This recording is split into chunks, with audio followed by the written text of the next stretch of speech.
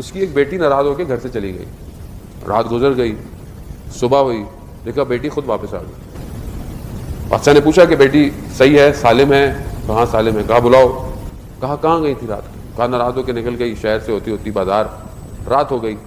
رات ہوئی تو بازار کے اندر ایک دروازہ کھلا ہوا تھا اور اندر سے روشنی آ رہی تھی, تو میں وہاں چلی گئی تو دیکھا ایک کمرے میں, ایک حجرے میں جو ہے وہ ایک طالب علم بیٹھا ہوا پڑھ رہا ہے شمع کے ساتھ.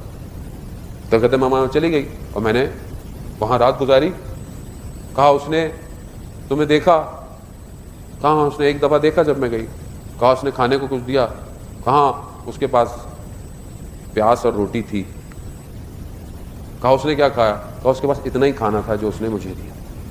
کہا اس نے اور کچھ نہیں کیا؟ کرن نہیں. کہا اس کو بلاؤ, طالب علم. اس طالب علم کو بلایا, اسے پوچھا کہ تم نے میری بیٹی